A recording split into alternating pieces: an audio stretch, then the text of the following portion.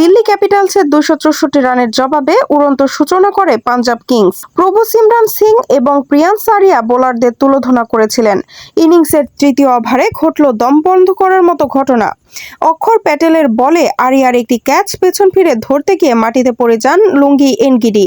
বলে আঙুলও ছোঁয়াতে পারেননি তিনি। দক্ষিণ আফ্রিকান পেসার মাথায় গুরুতর আঘাত পান। এনগিডির মারাত্মক চোটে পুরো গ্যালারিতে নেমে আসে নিস্তব্ধতা। একটি অ্যাম্বুলেন্স ঢুকে পড়ে মাঠে। দলের ফিজিও ও চিকিৎসকরা তাকে পরীক্ষা করতে দ্রুত মাঠে আসেন। খেলোয়াড় ও কোচরাও এই পেসারকে ঘিরে ধরেন। এনগিডি যদিও তাদের সাড়া দিচ্ছিলেন, 15 মিনিটেরও বেশি সময় ম্যাচ বন্ধ ছিল। দ্রুত একটি স্ট্রেচার আনা হয়। তার সতীর্থ ডেভিড মিলার ও ট্রিস্টান স্টাপসকে বিচলিত দেখা গেছে। দিল্লি কোচ হেমাং বাদানি নেক ব্রেস আনতে ইশারা করেন, সেটা পরিয়ে স্ট্রেচারে তোলা হয় তাকে। ঘাড় ও মাথা নড়াতে না পারলেও হাতের ইশারায় চিকিৎসা কর্মীদের সঙ্গে যোগাযোগ করছিলেন এনগিডি। তাকে দেখার জন্য মাঠে ছুটে যান পাঞ্জাবের হেড কোচ রিকি পন্টিংও। দক্ষিণ আফ্রিকান পেসারকে অ্যাম্বুলেন্সে করে মাঠ থেকে হাসপাতালে নেওয়া হয়েছে।